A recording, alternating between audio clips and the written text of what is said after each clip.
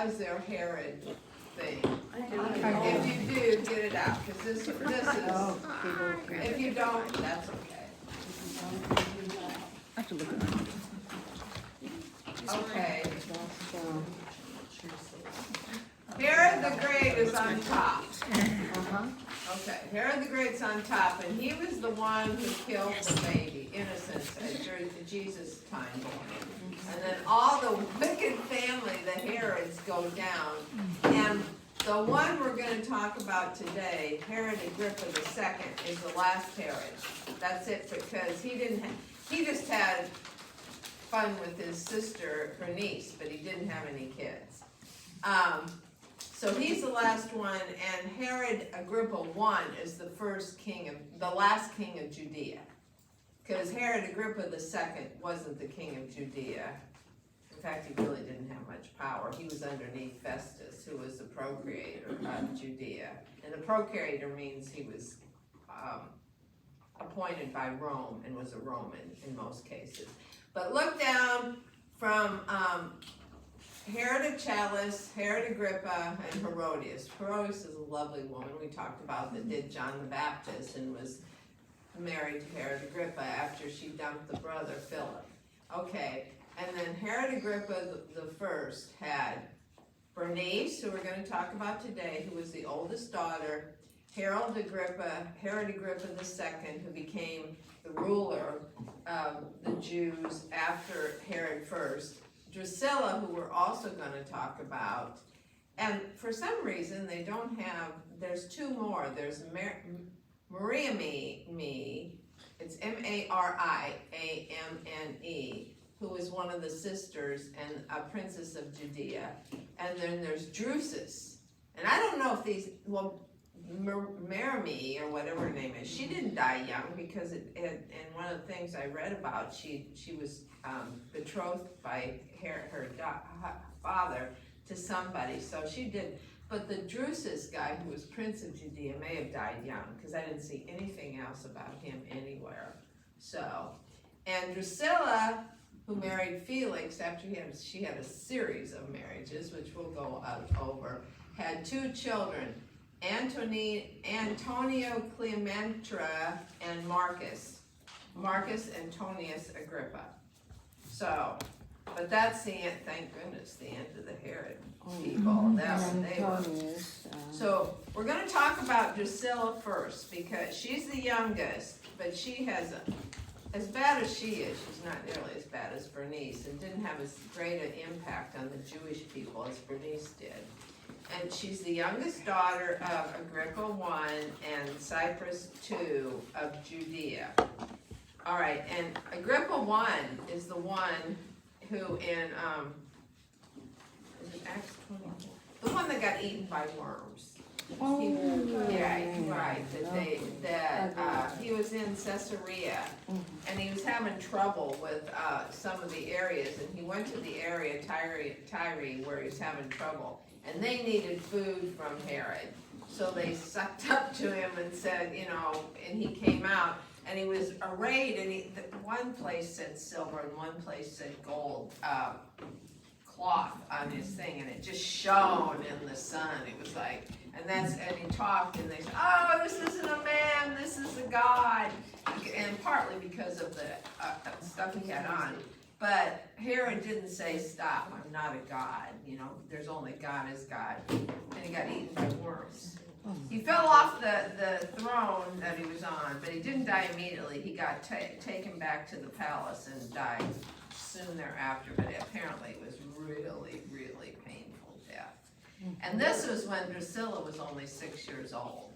So that may have been regardless of how bad he was, she was a little girl and she lost her father. So, and that may be one of the reasons why she turned out so poorly. And also because from the very beginning, her name means watered by the dew. And apparently she was named that because Drusilla she was so beautiful, even from the time she was a small child. And throughout her lifetime, whenever they talked about her, the first thing was how beautiful she was. She was just so beautiful. And Bernice was beautiful too, according to all the accounts, but not as beautiful as Drusilla. So they hated each other because Bernice was a bully to her and treated her really badly. Because Bernice is the older sister, and if any of you ever had older sisters, you know how they can be. So she was really bad. So with Drusilla, back to Drusilla. Herod Agrippa I, before he passed away, he arranged a marriage with Epiphanes, a prince of Comagna. But even though they were such pagan heathens, he said, if you're going to marry my beautiful daughter, and how could you tell she's like 5 or 6 at this point, 4 or 5, because she dies when she's 6. You have to convert. You have to be circumcised. And this Epiphanes said, okay. But then Herod dies, and he said, no way, Jose, I'm not married. I'm not going through this. So brother, who's now in control, because even though he's down the line of age, he's the boy, so he gets to be in control. So brother Agrippa II arranged a marriage with another foreign royal, Gaius Julius Azizus, who was the priest king of Emesa. And he converted and was circumcised, I guess, because she's now 14, and I guess she's so beautiful at 14. So he gets converted to Judaism, gets circumcised, and they get married. And just to show how they said you have to be circumcised, you have to convert to Judaism. But yet this guy's a pagan, and where he was from, king of Emesa, it was a pagan capital that was just unbelievably pagan in what they did. But, oh well. She apparently was unhappy in the marriage. And one of the commentators said, who would want to be married at 14? So maybe some really older guy. So,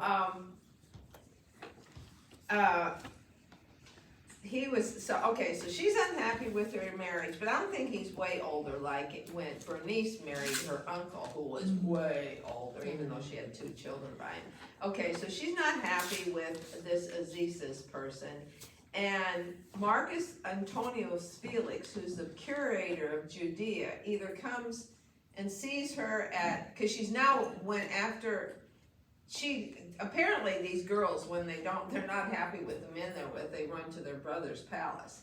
And apparently she was at her brother's palace, and Felix saw her, and he was just taken by her beauty. And so he was totally smitten by her and wanted her. And these pagans, when you want. And he was married to somebody else. In fact, this would be, when they got married, it was his 3rd marriage. And his first marriage was to a daughter or granddaughter of Antony and Cleopatra. So he'd married 3 princesses. So he got up in his, how he was thought of, because he married all these princesses. And the interesting thing is that he was originally a slave. He and his brother Marcus were Roman slaves, and somehow they got to be friends with Roman emperor, and he freed him. And Marcus, the brother, became a high up, and I think it was Claudius. And then Marcus got Felix this position as the curator, and he was known to be very, very cruel, very, very mean, very, very vindictive, a horrible temper, just bad. But he saw Drusilla and was totally taken. And he wanted her so bad, he got Simon, a Jewish magician, and he may be the same Simon that's in Acts later on with Paul, to go. He said, go and convince her that she should leave her husband and marry me, because you're the magician, you can do that. Well, he was successful. He went and saw her, and he said, if you leave your husband and marry Felix, you'll be such a happy woman, and he'll be making you happy. And so she did it, and the commentators say maybe not so much she believed that, but she wanted to get away from Bernice, because Bernice was so bad to her. So, and also because she now is marrying a Gentile, because Felix is a Gentile, totally against her religion and culture, and he didn't convert. She didn't even ask him to convert. He's a Gentile, he remains a Gentile, and she marries him. And she didn't even bother to divorce Aziz. She just moved on, married Felix, and let's go on, so they had two children, Felix and Drusilla, whose names were Antonio, Clementinia, and Marcus Antonius Felix. So, and it's interesting too, when all this stuff is going on, at some point Felix has the high priest killed, the Jewish high priest killed. When there's always, that was the problem with these Roman curators of Judea. The Israeli people were just like they are today. They were fighters, and they didn't like to be told or didn't like to have their religion or them put down. So they're always having revolts, and that was really difficult for the curators of Judea. And Felix was among them. He does know about the Jewish people, though, and their ways, because he was the procurator there for 6 years, and now he's married to Drusilla, who's a Jewess, which is spoken of in the Bible. And so he does know about the Jews, so he does know when Paul comes, kind of what's going on. And you go to, I think it's Acts 24, 25 to 27. So many Acts here, that might not be right. 24. 24, 25. Yes, okay. We're talking about here, if you were with Larry in Sunday school with the Acts, you should know all this, but there's so many Herods and so many. This is when Paul was started out in Jerusalem. He was only in Jerusalem for 12 days, and he was converting people, and the Pharisees and Jews were getting really upset because he was preaching Christ crucified and Christ raised from the dead, and the Sadducees didn't believe in the resurrection of the dead, and the Jews didn't like the power that he had. So they asked the Romans to arrest him and kill him because he committed all these crimes. Well, all through this, the Romans could never find out anything that he'd done that was even worthy of being arrested. He said, that's, their theology that they're fighting about. This has nothing to do with Rome, until they tried to say he was a traitor against Rome and stirring up things. But it was all untrue. But they were ready to kill him, and actually the Roman guards saved Paul. And it was a massive, they had over 200 guards that took him from Jerusalem to Caesarea because they were so afraid of the Jewish people trying to kill him. So he gets to Caesarea, and he's in jail. And I heard this guy last night talking about it, and he said, it's not the jail like we think of, you got bars, that's bad enough, and maybe a window. This was a pit. They put him down in the pit, and it was open. So when it rained, he got rained on. And when it was blazing hot, he got burned up. They said maybe there was little crevices in this hole that he could have kind of crept under, but it wouldn't have been really good. And they just threw food down at him. So it wasn't a good 2 years for Paul, and still he comes out of this saying, it's God's will, I'm going to do it. And he thinks it's such a great thing because he gets to now talk to Drusilla and Felix and try to convert them. And later on we'll talk about when he talks to King Agrippa and Bernice. But all the time he's just saying, you should all turn to the gospel and be saved, etc., etc. So in 24, 25 to 27 now, so Felix wanted to hear him because they were interested, and presumably Drusilla, with her Jewish background, she'd probably heard of Paul. She'd probably heard the fact that her father had James killed, had Peter in prison, but that's when Peter escaped with the angel. So he never got Peter killed, but he did kill James, the apostle. So now he's here, and they've heard of Paul, and they can't believe, how he's still preaching, and after all what he's been through. So 24, several days later, Felix came with his wife Drusilla, who was a Jewess. He sent for Paul and listened to him as he spoke about faith in Christ Jesus. As Paul discoursed on righteousness, self-control, and the judgment to come, Felix was afraid and said, that's enough for now. You may leave. When I find it convenient, I will send for you. At that same time, he was hoping that Paul would offer him a bride. So he sent for him frequently and talked with him. When 2 years had passed, Felix was succeeded by Porcius Festus, but because Felix wanted to grant a favor to the Jews, he left Paul in prison. So 2 years passed, Paul's in prison, and he keeps calling for him. So he heard Paul preach a number of times, and presumably Drusilla was with him. So they're hearing Paul all the time, and doesn't appear that it had much effect on him, because Felix was hoping. Felix was known to be money hungry, besides being violent and hot-tempered, money hungry.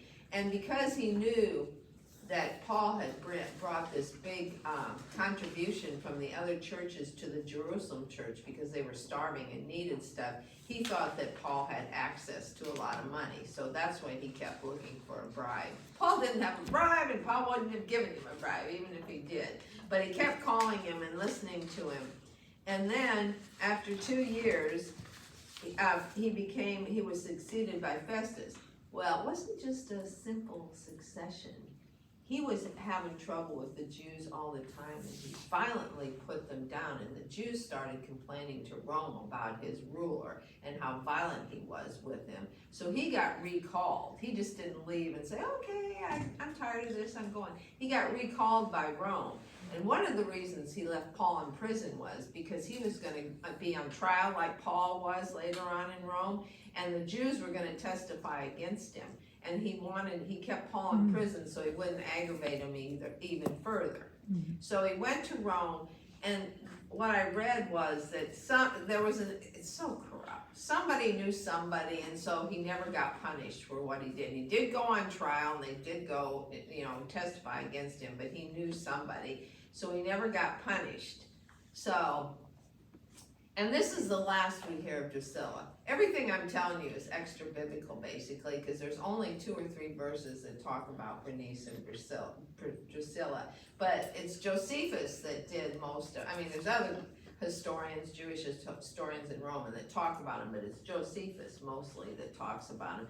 And that's backed up by all the other historians that I saw, that this is actually what really happened, although there's a couple things I'm kind of wondering about that we'll get into about Bernice. So that's kind of the end of Drusilla. That what we hear about Drusilla and Felix, that he goes to Rome, and we don't even know that he didn't get in trouble, because that was also extra biblical.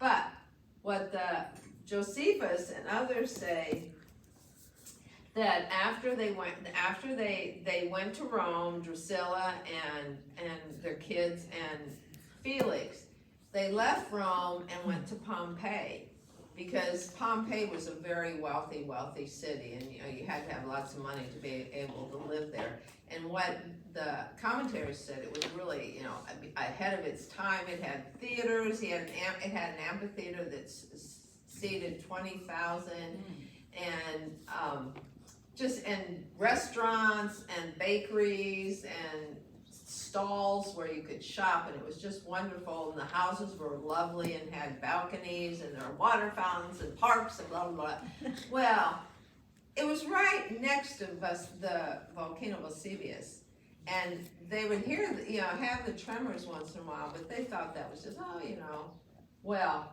there was a major tremor, and they didn't get out in time, and it started in the morning, according to what I heard, and the white smoke coming out, and they still didn't leave. They just thought, oh, it's another one of the tremors, no problem. Well, they said that the woman that was talking about said that the ash was 20 meters deep, which I'm not sure. I don't know how to convert, but it was big. And Drusilla and her son for sure died in it. But one of the other ones said that after that Felix went through his trial, that they all moved to Pompeii. But all the other places just said it was her and her son. But I don't know, her daughter may have been married to somebody else, because we married them off at, 10, 11, 12. But that Felix, the presumption is that Felix was also with her, and they all died in that. And that's the end of Drusilla and Drusilla's son, and the Herodian dynasty is now done, praise God. So then we go to and that was in AD 79 when the eruption of Mount Vesuvius. So, okay, no, number 2, Bernice. Oh, she's okay, her name means bearer of victory. And she's born in 28 AD. And Drusilla was born in 38, so Bernice was 10 years old when she was bullying her. And lived to, they think, 38 to 79. So she didn't live all that long, 41 or so. Bernice, back to Bernice, bearer of victory. She's born in 28 AD, and all the commentators said she had the shrewd and intellect of her father and the killer instinct of her father, more so than the brother who was the actual king. So her first marriage was to Marcus. She's married 3 times and lots of other things going on, but the marriages. The first marriage was to Marcus Julius Alexander, who was a Jewish aristocrat from a really prominent family in Alexandria. And Agrippa's father, Agrippa I, gave her to him because he thought it would be a good merger with his family, money and everything. And Claudius was now emperor in Rome, and he thought that was a good move too, because Agrippa and him were buddies. And she married Marcus at 14, and he died after only 2 years. Her husbands didn't have good time. He should have. So Bernice is now a widow at age 16. So we can't let that happen. So the brother, who's actually younger than her, says, "You're going to get married to Herod V, who is Agrippa's brother." So she's now marrying her uncle, who's much, much older than her. And Agrippa, it's Agrippa, not young Agrippa, old Agrippa, brother of Herod V, gives her to him. And he also, by his influence, Agrippa with Claudius, gets the Challis kingdom in northern Syria for Herod V and for Bernice. So she's now a queen. Because of Agrippa's alliance with Claudius in Rome, he gets to help him get this kingdom. So now she's a queen, and she likes this. And she has 2 sons whose name, this is good, Berensenius and Hyrcanus. Nice names. You looking for a name for your grandkids? But the thing about that was the Berensenius was actually a derivative of Bernice. And this is really important because in these times, names were the big thing. And names were almost always after the father, never after the mother. But it shows the power and the influence this woman had. She named her first son after herself, not after her Herod husband, whose name was not Herod, which is really unusual since it's a continuation of the Herod dynasty. And okay, so now Herod of Challis, Uncle Herod V, dies in 48, and she's a widow a second time at age 20. So as soon as he died, she goes and lives in brother's palace. And this is when they think the whole incestuous relationship started with her and Agrippa II. And he didn't like that. I mean, he didn't like the gossip. There was tons of gossip about it. You know how people can gossip and, So at age 22, he told her, "You gotta marry somebody to stop the gossip." So fine. So she gets Polemon, king of Pontus, to marry her. And he didn't really want to, but because she was beautiful and wealthy and obviously had a fetching personality, and he converted to Judaism and got circumcised. Because she's still at this time, pretending to be a Jew, but that could be harsh. She's maybe, adhering to the Jewish, but with this incestuous relationship, that's kind of hard to believe. But she got dissatisfied with Polemon very soon, moved back to brother. And it's unclear if she ever really divorced him. These girls just leave their husbands and go to better pastures. So, Not a lot today. yeah, you just like today. Some of the commentators that were more sympathetic towards Bernice said it shows the fact that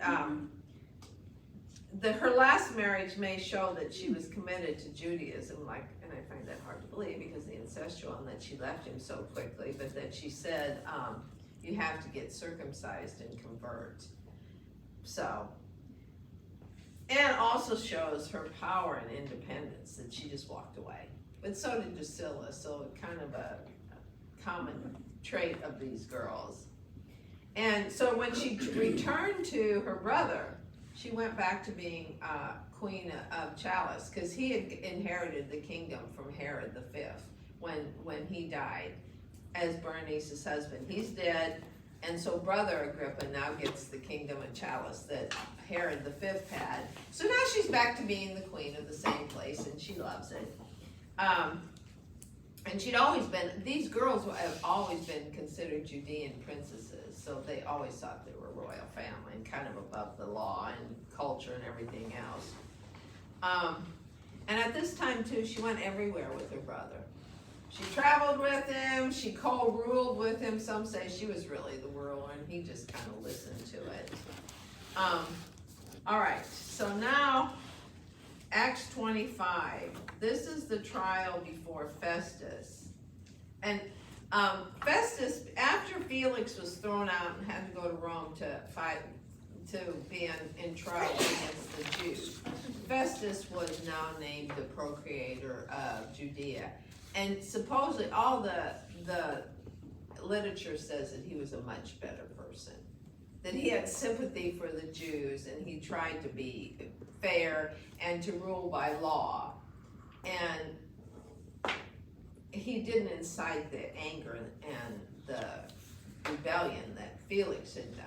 So he's in, and he immediately goes to Jerusalem 3 days after arriving in the province, after he'd been assigned to be the procreator. Acts 25, verse 1.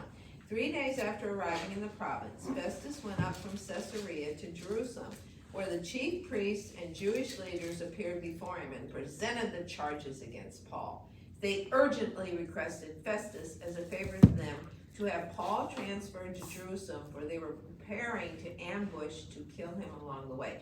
Paul's in Caesarea, where Festus and Felix and everybody had that, because that Jerusalem was the Jewish center. Caesarea was the Roman center. And Paul was still in Caesarea because they were protecting him, because the Jews were so vicious. And now the Jews are saying to Festus, bring him back to Jerusalem to be tried here. But they were only doing it because their plan was to kill him on the way back. Really nice. Paul is being held at Caesarea, and I myself am going there soon. Let some of your leaders come with me and press charges against the man there, if he has done anything wrong. So Festus isn't buying this. He's in Caesarea. Caesarea is the Roman center. We're going there. After spending 8 or 10 days with them, he went down to Caesarea, and the next day he convened the court and ordered that Paul be brought before him. When Paul appeared, the Jews who had come down from Jerusalem stood around him, bringing many serious charges against him, which they could not prove. Just like Jesus. This is kind of parallel of Jesus. All these accusations that Jews made against Jesus, now they're making against Paul. They couldn't prove it, but they keep rattling on. Then Paul made his defense. I have done nothing wrong against the law of the Jews or against the temple or against Caesar.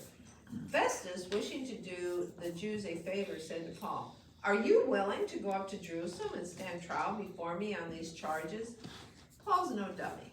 I'm not going back to Jerusalem. I won't get a fair trial, and I'll probably be killed along the way. Paul answered, I am now standing before Caesar's court, where I ought to be tried. I have not done any wrong to the Jews, as you yourself know very well. If, however, I am guilty of doing anything deserving death, I do not refuse to die. But if the charges brought against me by these Jews are not true, no one has the right to hand me over to them. I appeal to Caesar.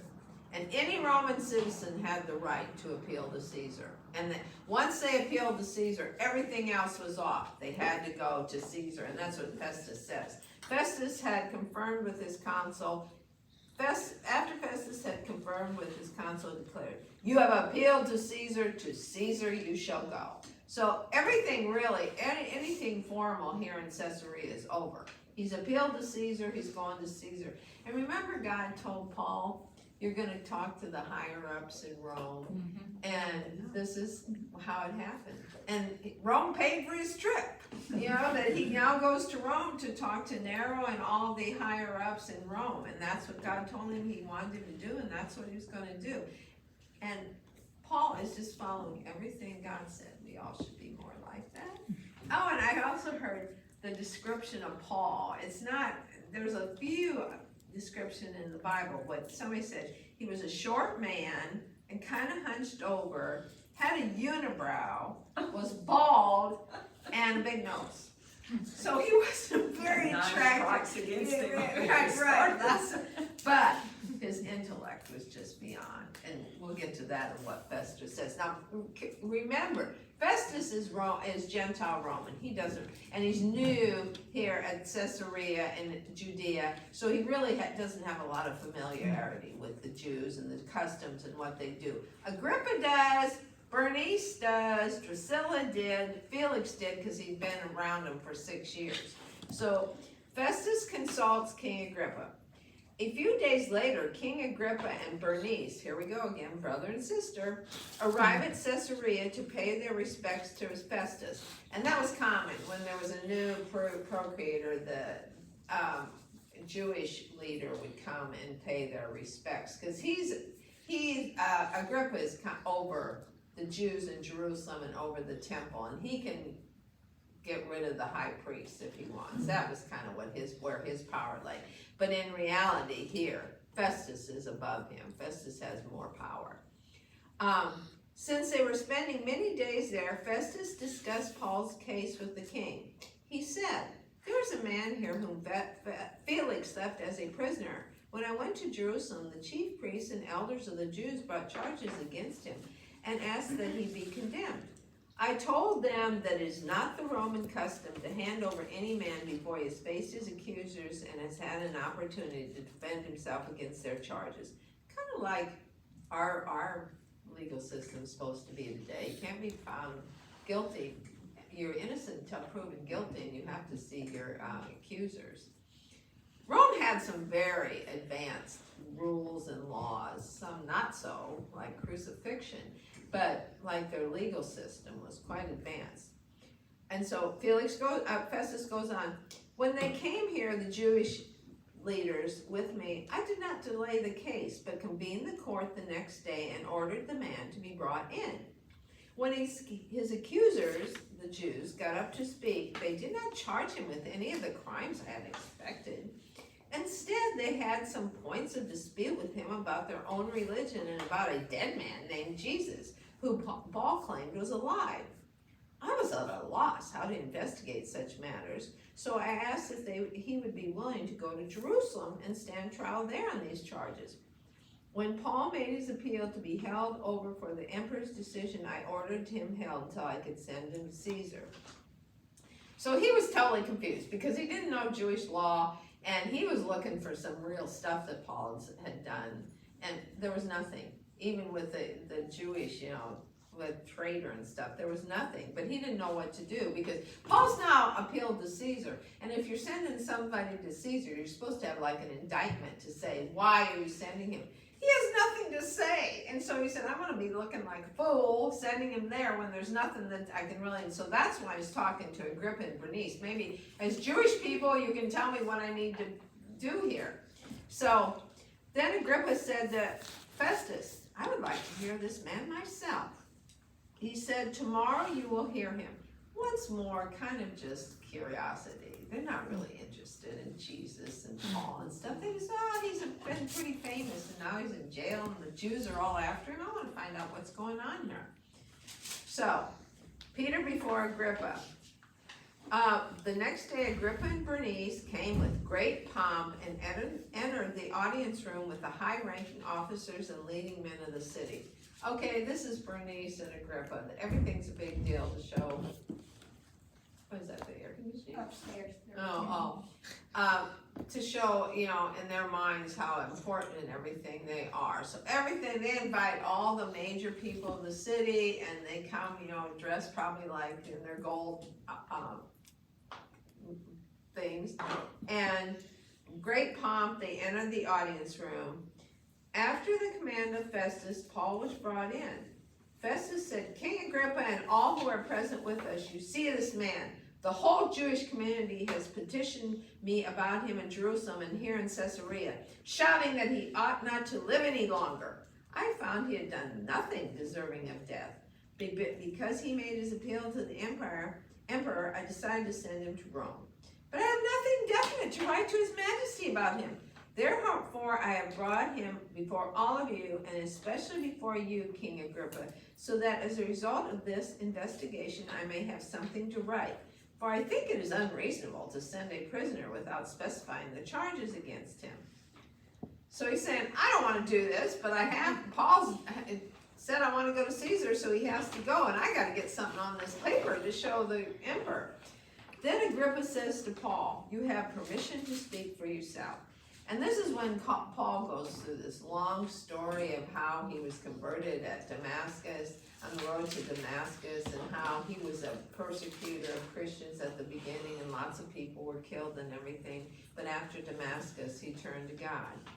So then, verse 19. So then, King Agrippa, I was not disobedient to the vision from heaven at Damascus.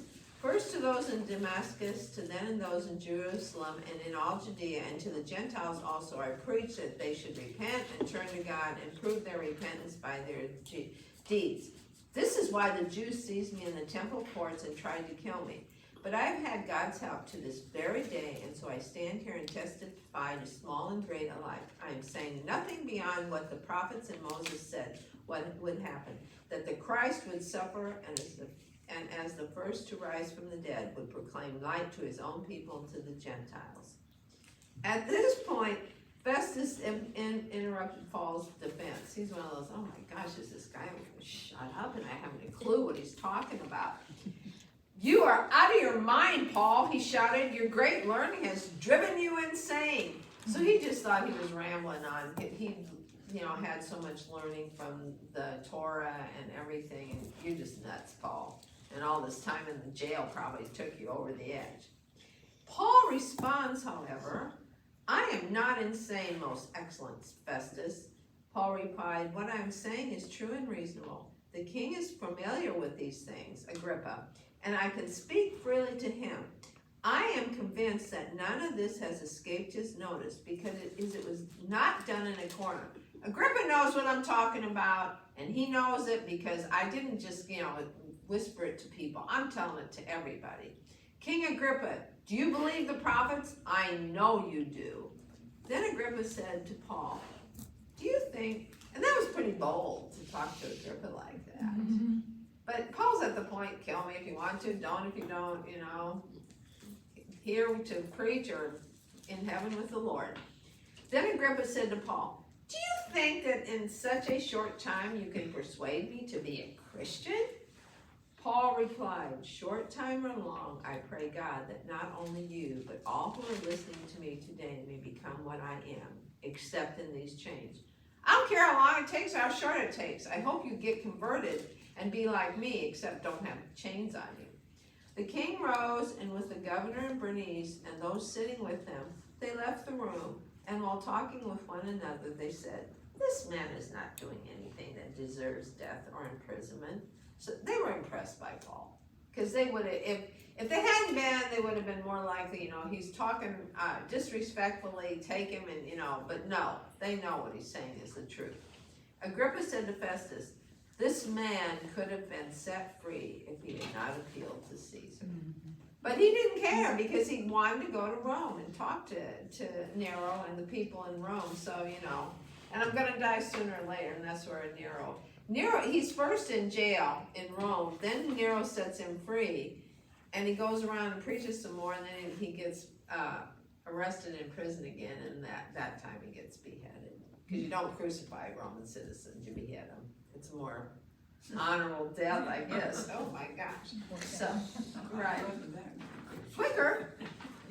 All right, so the one thing that possibly could redeem Bernice, which I'm not sure, this was in the Torah commentary, so I've had some issues with these Torah and Jewish commentaries. But they said in 66 and there to 71, there was a great rebellion of the Jewish people in Jerusalem because at this point, the procreator, obviously Festus is gone, is Gessus Florus.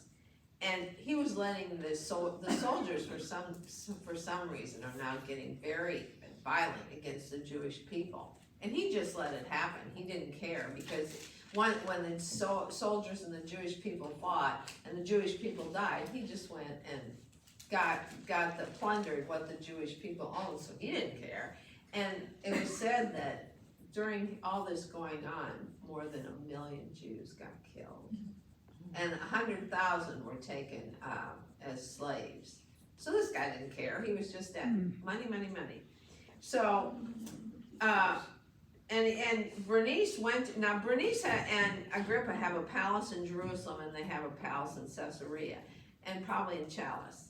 And so Bernice is allegedly concerned about her Jewish people, and so she goes to, she's now age 38, keep that in mind, because it's important and one of the next steps. She goes to Gaius Florius and said, you gotta stop this, they're just indiscriminately killing Jewish people. It's too bad, how sad, And she did this it was very dangerous, and she almost got killed.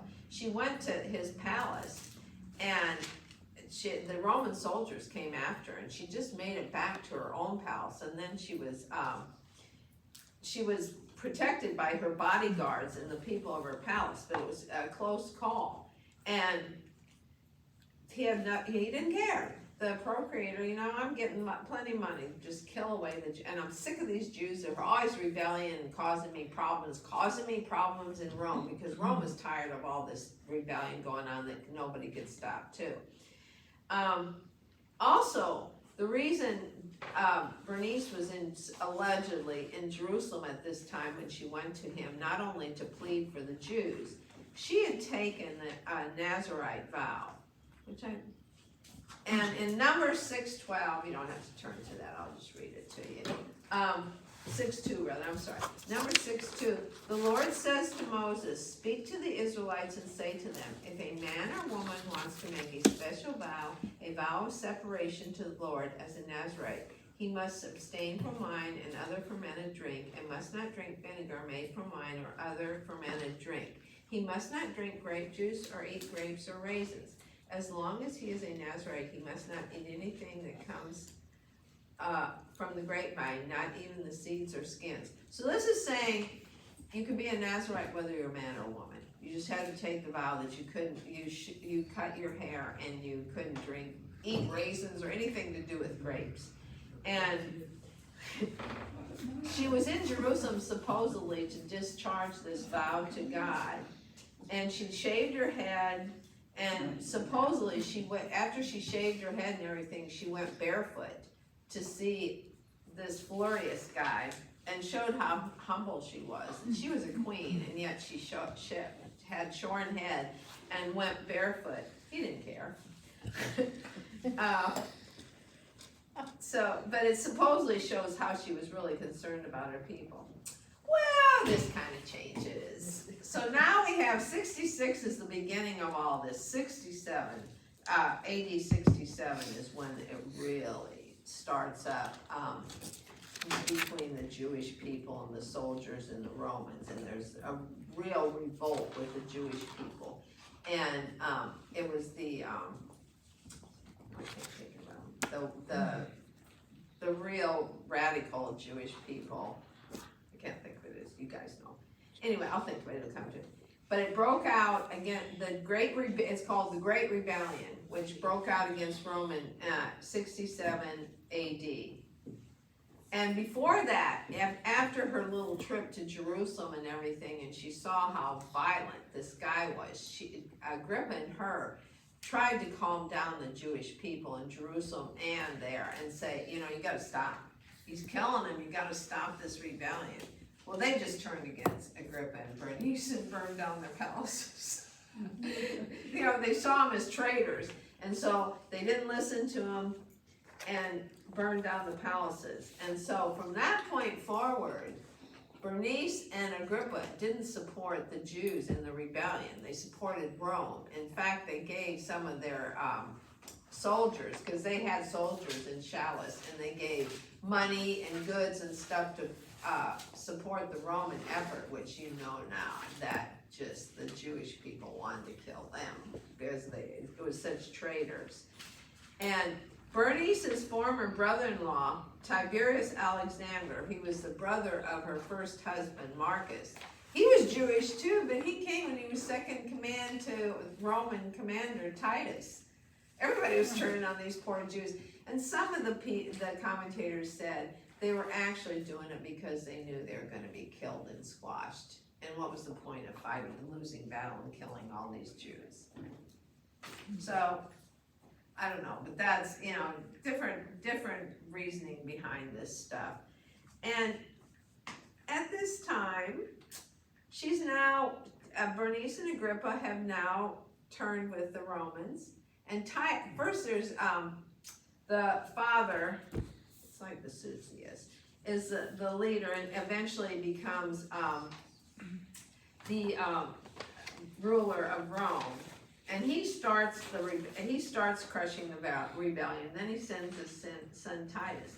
Well, somehow she got hooked up with the father and had an affair with him. I don't know if it doesn't say whether it was in Jerusalem or back in Rome. But then she and Titus really have a thing that he's 11 years younger than her.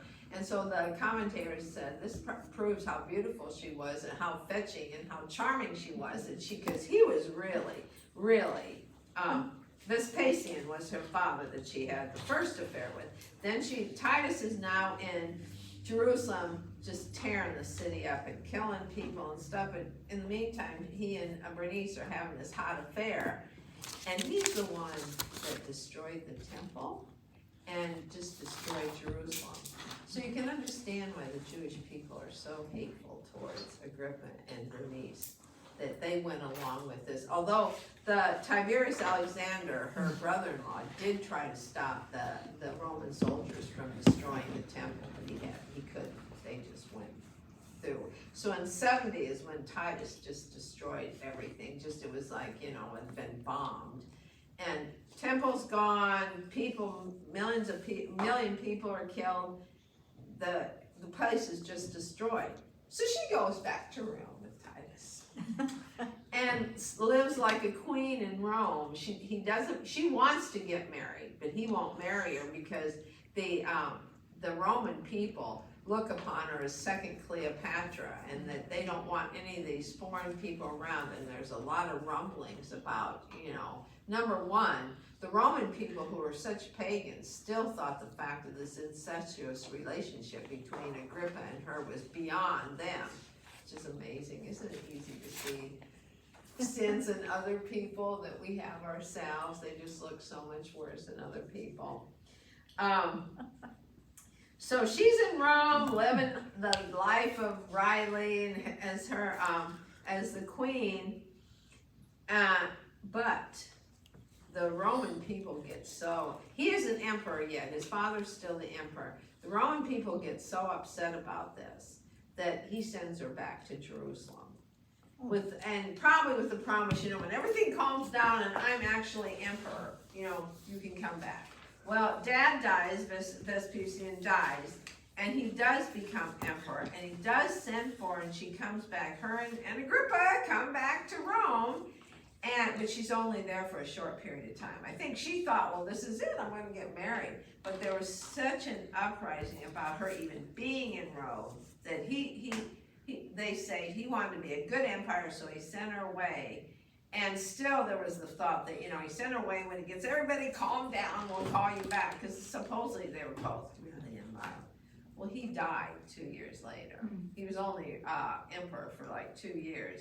So that was the end of Bernice, and that's the end of and the nobody, the commentators, that was just kind of the end of what you know about Bernice. She obviously died, we all died. And it does say that Agrippa died like 10 years later, but there's no indication of when or how Bernice died. And the comment was like, women weren't, you know,